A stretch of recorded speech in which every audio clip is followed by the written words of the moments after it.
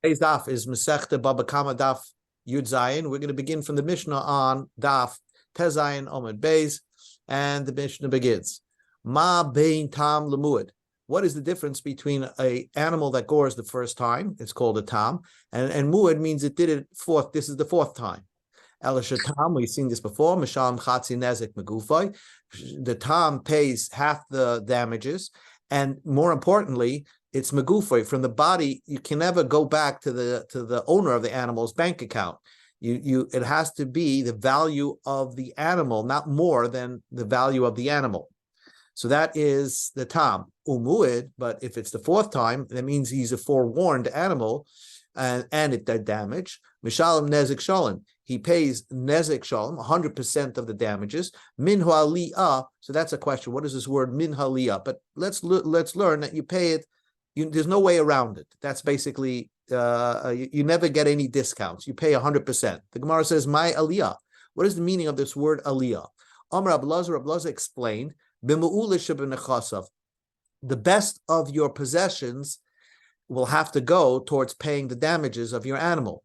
Now, where do you see the word aliyah means the best of? It says a pasuk, Vayishkav Chizkiyahu im avosav. Chizkiyahu is buried with his fathers. Vayikberu, and they buried him b'ma'alei kivrei b'nei David, in the best of the burial spots of the sons of David. So Amar Rabbi Lazar explains b'ma'alei means eitzel me'ulim mishpacha. Chizkiyahu is buried right next to the crown, the best part of that family. Umaynin, who are the best parts? Obviously, David and Shlomo. So somewhere there, Kever David is, I guess there must be Shlomo's buried there. I don't know if it's around, and Chizkiyahu is buried there as well, according to this Gemara. There happens to be a video about the Yanuka going to Kever David, establishing that this is a real place, and being bespal for the people who are in the war right now. So Kever David, Vayikbru b'kvaraisav ashakar loy be'ir David, Vayishkevu b'mishkav ashemile b'sam uzunim. Now that we're talking about kings that died, there's another king called Asa, the king of Yehuda, and they also buried him in the city of David, and they buried him in a grave that was full of besamim and znum. What's uznim? My besamim znum. Rabbi Lazar Omer zine. They buried him with a lot of spices. I don't know what the significance of that is. Rab Shmuel bar Nachmani Omar, even more puzzling. They buried this Asa Melech Yehuda with besamim, a special type of spice that Shkol HaMariach Bahen, anybody who would give it a whiff, Bali Deizima, he wanted to do znus. Kicharu shucha lachtenu pachem tomnu lagloi. Yirmiyahu was complaining that they're trying to set me a trap. Yirmiyahu, who was the Navi, trying to forewarn the destruction of the temple, so he had a lot of enemies. So Rabbi Lazar said, "Shechashtu mizoyna." They sent the rumor that Yirmiyahu was mizana with a shiksa. Rabbi Shmuel bar Nachmani says, "Shechashtu me'eshes." Even worse, they sent the rumor that he was sleeping with a married woman. Says the Gemara, Bishlam Laman de Amar Shechashtu Mizayna, according to the opinion that they accused him of having relations with a Zayna, Hainid Ksiv. That's why it says in the pasuk, Kishucha Amuka Zayna. Having relations with a Zayna is a deep pit. A person, it's very interesting. It's a pasuk in Mishlei. A person thinks, oh, you did znus with a Zayna, so it's a one and done. No, it takes you down a real black hole. So that makes perfect sense. Is my shucha. What is the meaning of the shucha in the pasuk that Yirmiyahu was saying? I mean, if he did znus with the Eishes, it's not a professional zayna. And says the Gemara, no, out the Eishes ish mean nafki miklal zayna. Every Eishes ish that does nus is also like a zayna, and therefore it's a black hole, and it's also a pit. You went down that pit. So now the Gemara says, it makes perfect sense that they accused Yirmiyahu of Eishes Ish, having relations with a married woman. That's the pasuk saying, they all want to kill me. That's what Yirmiyahu was saying. If they accused him of having snus with a zayna, what were they saying that they wanted to kill him? What does that mean? They wanted to kill him. Answers the Gemara, Shechashtu ber tit. They were going to they choshed him into quicksand, basically, because once you're involved with Zionis, they decided they're not going to kill you because it wasn't the Eish Ish. They threw him into like a be'er tit, like a quicksand place that he slowly sinks away. Basically, he will lose his reputation. Darash Rava Maidik Siv. What's the meaning of this pasuk? Yirmiyahu was cursing his enemies and telling God, make sure they stumble before you. Amar Yirmiyahu. This was Yirmiyahu trying to curse his enemies. Lifnei HaKadosh Baruch Hu, Rabbeinu Shloim, Master of the world. Even at the time that my enemies are giving tzedakah, make sure they give tzedakah to people who don't deserve it. Why? So they shouldn't get reward. A person needs a special schus to give tzedakah to the right person. In Yirmiyahu, in a way to get back at the people who are trying to brandish destroy his reputation, he said to God, make sure even if they give tzedakah, they should give it to somebody who's not appropriate. The covet also loy b'moisei. We back to Chizkiyahu the king. They made an honor by his death. Malamid yeshiva al kibrei. There was a yeshiva right next to his grave, at a distance of 4 amas. You can't learn next to a grave, but they put a yeshiva right near his where he was buried. How long did this yeshiva last? They put the yeshiva for 3 days. Shiva. And we go to Yud Zayin. Some say it was for 30 days that there was a yeshiva going at Chizkiyahu's gravesite. Tana Rabbanim. The Chavod also loy b'moisei. They did a tremendous honor when Chizkiyahu died. Zeh Chizkiyahu Melech Yehuda, sheyatzu lefonav shloishim v'shloish b'shisha elef chalutzei kasav. Loy is gematria 36. So 36,000 people, revealed their shoulders. Like when you do kriya, you reveal your shoulder. So we had 36,000 mourners at his funeral. Divrei Rabbi Yehuda. This is Rabbi Yehuda's opinion. Amalei Rab Nechemi said, "V'haloi lifnei Achav also came." They made a big hesped to Achav, who was a wicked king, and it seems that the Gemara has a tradition that there was 36,000 people who ripped their clothing by Achav. So what's more by Chizkiah that wasn't by Achav, who was a rasha of a king? Ella, the great honor they did for Chizkiyahu, shenichus sefer Torah al mitasei. They put a sefer Torah on his kvura bed. V'amru, and they said, Kiyim zeh ma shekasu b'zeh. They said that the Chizkiyahu kept what's written in the sefer Torah. So they put a sefer Torah, I guess, on his coffin. Says the Gemara, in the times of the Gemara, for a great person, they used to do the same thing. Nowadays, too, if a great tzaddik, a great amoira was nifter, I guess in the time of the Talmud, they would take out the Sefer Torah from the Aron and put it on his coffin, and saying that he kept whatever is written over here. So what's greater they did? What's more did they do by Chizkiyahu? And says the Gemara, by us, we only take the Sefer Torah out, but we don't put it on the coffin. So therefore, by Chizkiyahu, they actually put it on the coffin. The Iba is saying, if you want, I could tell you, sometimes nowadays we also put the Torah on the coffin. But Kiyim lo yamri, we don't say that he kept the Torah. We only said that by Chizkiyahu. Amar Rabba Baba Chana, Havazilna Bahadid Rabbi Yochanan Lemishal Shmaitza.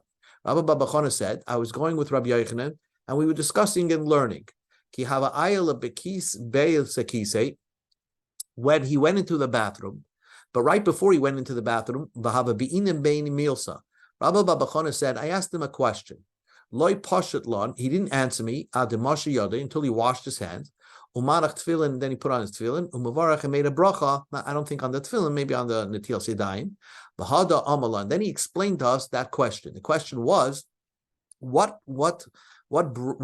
cover did they do for Chizkiyahu more than they did for anybody else? Afilakim amrinim. Nowadays, we would put a Sefer Torah on the coffin and say that this guy, whoever this Amoira, kept what's written in the Sefer Torah. But limid lo yamrin, we didn't say he learned the Torah. We said he kept what is in the Torah. Says the Gemara, v'hamamar gadol Talmud Torah shat Talmud maybe leimasa. Talmud Torah is great because it leads to action. So if you're saying you do action, certainly you must have learned. So it's not it doesn't make sense. What covet did you actually say about Chizkiah more than you didn't say by any other great person that was niftar? And says the Gemara, Holag Migmar, right? We say to everybody who's niftar, we say he learned a lot of Torah, and he kept the Torah that was written he kept all the Torah that's written over here. But we don't say he taught Torah.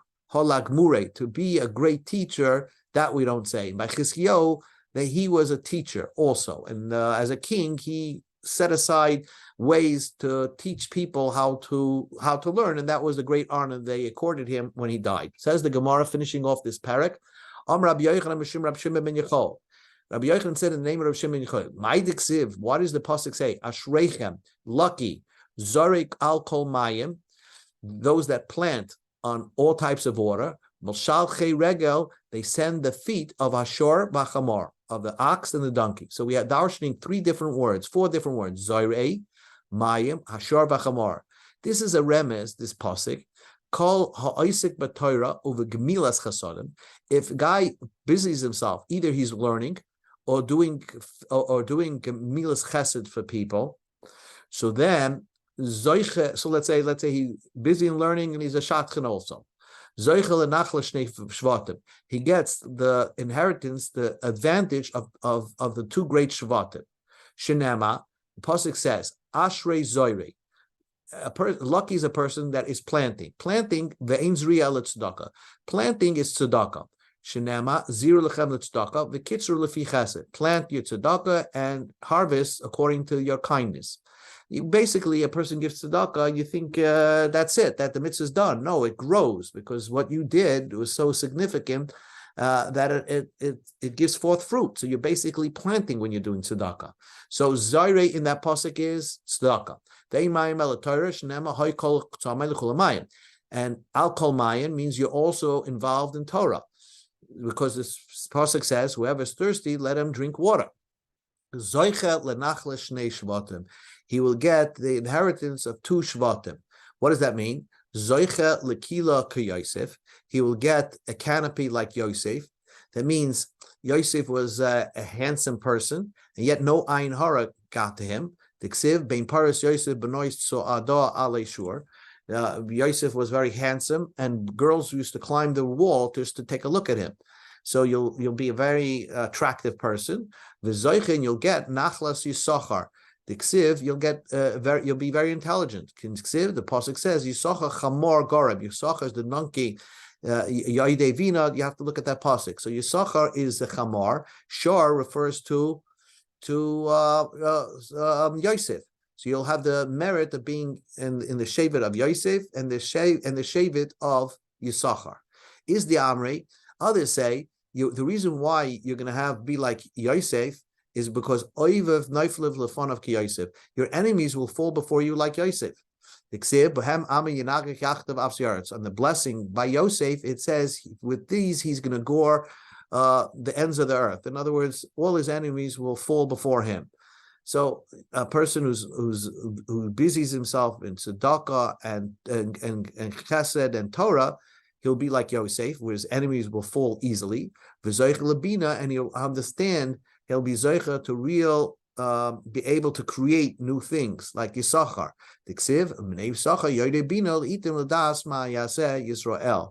So that's the Maila being part of the Chamor belonging to Yisachar. Hadran Allah Abba Aves.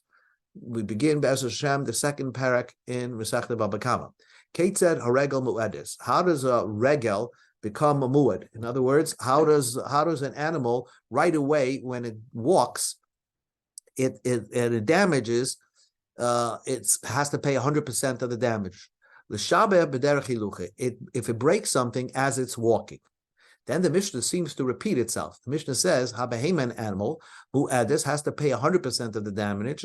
It's lahalach kedarka u'l'shabeh. If it walked normally and it broke something. So it seems the Mishnah is redundant, repeating itself. We'll see that in the Gemara.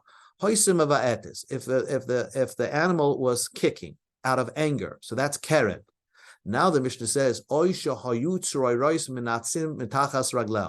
if it was little pebbles that sprang out from underneath the feet as it's walking normally, some just rocks shot up, and it shot v'shavar es hakelim. It went into the reshus hanizik, and that's important. It went into the domain belonging to the nizik, and it broke his vessels. Mishalim chatzi nezik, you pay half nezik, even though this is regel. It's not Karen, but there's halacha Moshe will learn that you pay chatzi nezek in this type of regel. So here you have Karen. If it kicks something for the first time, it pays chatzi negez, and tzroiros it also pays half nezek.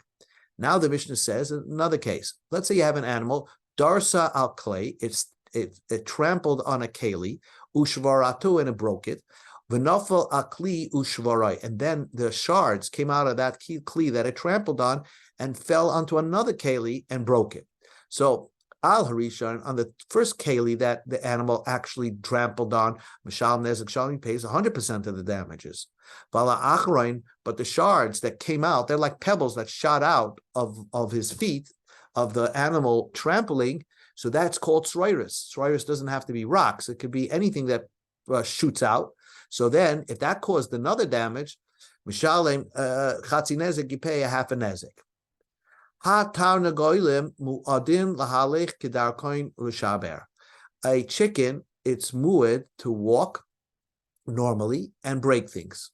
That's a chicken. It's walking normally, it breaks. So we just learned that it doesn't have to be an ox or an animal. Even birds, if they're walking and they shoot up pebbles, the owner of that chicken has to pay half nezek. Hoya the lil kashir baraglov. Let's say it had a bell tied to its foot, and the bell broke off and broke something. Oishay mahadis, it was jumping around. Umishaber esa kalim, and it broke vessels. I guess it was jumping around on rocks, and rocks shot out, and it broke kalim. Again, mishalim chatzi nezek. This chicken, the owner of the chicken, will have to pay half a nezek. We go to Yudzayin Abayis. Amalei Ravina l'Rava. Ravina said to Rava, Hainu regel, hainu behema. The Mishnah seems redundant. As we saw in the Mishnah, Mitzvah says, Keitzad haregel muedes, and then it says, Habehema muedes, and it repeats itself that if an animal walks, it is chayiv to pay because of regel. So why does the Mishnah repeat itself twice? Amalei, so Rava responded, Tana aves, uktana toldos. Actually, the first part of the Mishnah, the first line of the Mishnah is the actual, when the animal does damage with its foot.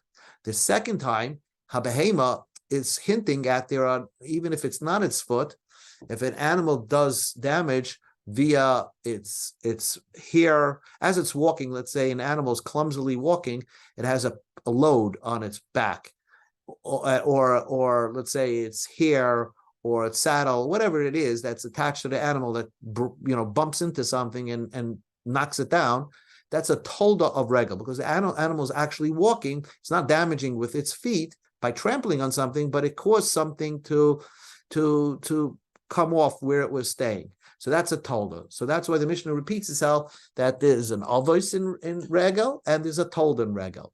Says the Gemara, El Me'atef, what you're saying, Sefer Diktani, the end of the Mishnah, tomorrow's Mishnah, or 2 days, it says Hashem Mu'edes, Habehema Mu'edes. The Mishnah says the same idea by Shane. Shane means the animal ate something, so you pay 100% of the damages of that ate. And then the Mishnah repeats itself, Habehema Mu'edes. The behema also, if it eats something, you pay. That's a redundancy. My avis ma toldas ika. What is the av and what is the tolda? Because really a tolda of Shane is very different than the tolda of regel. The tolda of Shane is actually, let's say an animal is not eating, it actually rubs its back against the wall and knocks a wall down. So that's a tolda of Shane, but it's not using its teeth. So what is the Mishnah referencing over there in Daf Yud Zayin and Yud Ches Amud Beis? And for the Gemara, Rava was answering Ravina, let's say, with a smile. And Rava said, I answered the first Mishnah, and you should answer the second Mishnah. I can't just give you all the answers. So let's understand what does it mean? What's the reason why it says Hashem Mu'edis, Abehema Mu'edis?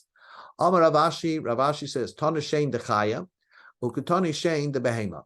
It says the Shein of a Chaya, and it also says the Shane of a behema. Wow. So the first part of the Mishnah, Shane Mu'ed, is referring if you have a wild animal. Let's say you own a wild animal, and it walks in and goes into somebody's property and eats his fruit. So that is also Shane. And then it says Shane of an animal, of a regular animal. Really, the Torah only discusses Shane when it's a regular animal. Because Salka Daitech Amina, I would have thought Shane, the only time you're chayiv if your animal eats somebody else's fruits is Vishilach as V'iroiksiv. If it's you send your domesticated animal and it eats somebody else's fruit. Behema en, I thought that this din of Shane only applies if you own a regular animal. Chaya, but if you own a wild animal, loy, this din of Shane would not apply. Kamash malam, that's why the rabbis had to teach you the chaya b'chlal behema, that even if you owned a wild animal, it's included in the same Shane of a regular animal. Says the Gemara, if that's the case, then we should have said chaya first, behema first, because behema is written in the Chumash. Chaya is not so clear. And if you look at the Mishnah, it says Hashem Mu'edis, which is Chaya, and then the Mishnah says Habehemu Mu'edis, which is a regular domesticated animal. So, why does it put it in that order? So the Gemara says, "Hi da'asele midrasha chavivele." Since the Chaya is a rabbi's teaching, so that's why it's beloved by the Mishnayos, and therefore it's listed first, even though it's not really so specific in the Torah. The rabbis put it first in the Mishnayos. If that's true, Reishanami listening ahid like sibaresha. In the beginning, when it talks about regal, let it put the toldos prior to the av, because toldos is not written in the Chumash. It's the rabbis told us that there are toldos. So let that be the first case of the Mishnah, and then the Mishnah should say av. So the Gemara says, Hachi Hashni, you can't say that. Why? Hasam, over there, by the Shane, when one part of the Mishnah is talking about the Chaya animal, and one part of the Mishnah is talking about the Behema animal, Idi the Aves Dinu. They're both Aves. They're both animals, a wild animal, are eating with their teeth. And therefore they're eating. Hach the Asile Midrasha Chavivile. They're both Aves using, eating. So therefore, the one that comes from a drasha, the Chachamim told us about it. That's the more beloved. That's listed first. Hacha, but in our Mishnah, it lists Shavik Av, Tana Tolda. It should leave the Av and not talk about the Tolda. Av is really in the Torah, and Tolda is totally different than the Av. So therefore, our Mishnah lists the Av first and then the Tolda. Iba is aim. If you want, I could say I did selik meregel psach meregel. The reason why our Mishnah listed the Av first is because the previous Mishnayos ended off with talking about the Av of Regel, so this Mishnayah led into it to talk about the Av of Regel. Tana Rabbanim. Now, here we talk about Sroiris. Behema mu'edes lahalach kedarka ul shaber. A behema that walks normally and steps on something, that's Regel. Ketzad behema shenichnas lechetzar hanizik. Behema goes into somebody else's property, and vehiziku bugufa, and it in its body clumsily did damage. Derech hiluchay, as it's walking. Uvesa'ara derech hiluchay. Let's say it's here, just got caught into something and caused the damage. But ukav shalel, with the load that's on top of it, or the saddle that's on it. Bishlif shalel, with the load that's on it. Obeprumbi or that big bit in its mouth. It turned its bit and it hit something. Bezuk shabav, or the bell that's around its neck. The chabamar b'masoi, or the donkey with its load. All these things, mishalem negzuk shalom. All these things pay negzuk shalom because it's a tolda of regel. Sumchas teaches you tzroiros, that the rocks shooting out, or the chazir shohi noiva ba'ashba, chazir that was with its snout, going through the garbage, the hizik, and it did damage, mishalim nezek shalom, pays nezek shalom. So the Gemara first wants to examine what does it mean, a chazir that hits something with its snout in the garbage and caused the damage. Pshita, of course, if a chazir, even with that part of its body as it's going through the garbage, let's say with its nose broke a vessel, sure you should pay nezek shalom. What is the novelty of that? Ella, what the chiddush is, hit this v'hizik mishalom nezek shalom. It means not that the snout broke something. As it's going through the garbage, it knocked a piece of garbage and it flew away, and then that thing that ricocheted out broke something. Mishalim nezek sholim.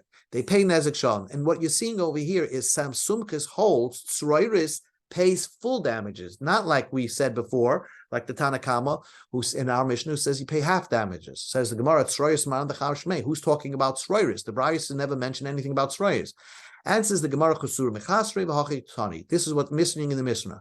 Tzroiris ki yuchayin chatzi nezek. The Tana Kamma says tzroiris, rocks shooting out, pays half a nezek. The chazir shoy noiva ba'ashva v'hitis v'hizik. If a chazir, it doesn't have to be rocks. If a pig was hanging around the garbage and it caused something to shoot out and do damage, also pays chatzi nezek, sham chatzi nezek. But sumchas oimer tzroyes chazir shoya noiva ba'ashva v'hitis v'hizik shal nezek sholem. Sumchas again is of these opinions that against the Tana Kamma that tzroyes pays nezek sholem. Tanu Rabbanim. Tarnagoyl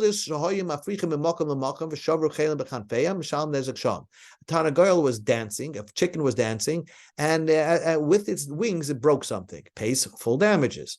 That's like regel. But it's koichoi. It's not. It's the wind with its wings.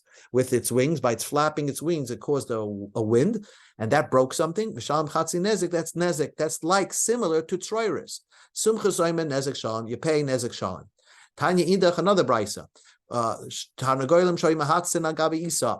Valgabe payers with tinfla nikru. Mishalem shem nezek shalom. A chicken was dancing on a dough or on fruits, and it caused to become dirty, and it pecked on it, pays full damages for that dough. Hello, offer itzroiris, if it just kicked dirt or pebbles onto that dough, mishalem chatzi nezek, they pay half nezek. Sumcha zoymet nezek shalom. The Sumcha says tzroiris pays nezek shalom. Here's the third brisa. Tanya idach. We learned in another brisa. Tanya goyelav shahoya mafriach. A chicken was jumping from place to place, and the wind started coming out from underneath its wings again and broke Kalim. The Tana Kamma says Mishalem Chatzi Nezek. That was no sumchas written in that brisa. Stoma karabanan. That simple, unannounced, unauthored brisa goes according to Rabban Bonan that tzroiris pays half an exek. But obviously, Amarava, and this will finish. Bishlama sumches, the sumcha says that tzroiris, that means something that comes from the energy of the animal, that you kick up, it kicks up pebbles, let's say, and it breaks a keli, makes perfect sense. He holds he holds the energy of the animal is as if the animal damaged with its body. And just like when it damages with its body, a regel pays nezek shalom. If it kicked up stones, it's the energy of the animal that caused the power of the animal caused that damage, and he pays nezek shalom. El Rabbanan says like this: if they hold it's like the animal itself doing damages, then you should pay the full damages. If it's not like its body, then you shouldn't pay anything, because it's not, the Torah only says only if the body of the animal damages, not if the energy of the animal damages. And here's the rule of the entire day. Really, nezek, it's there's no difference when an animal steps on something or kicks up rocks and that rock broke something. That's like as if the animal itself did the damages. But you should pay nezek shalom. Here's the point. V'chatzi nezek tzroiris hilchas gamira law. There's a halacha l'Moshe Messina that taught us half a nezek that you pay for damages. You get 50% discount from these rocks is a halacha l'Moshe Messina, and that's it. No questions asked. That's why you pay chatzi nezek on tzroiris. Okay.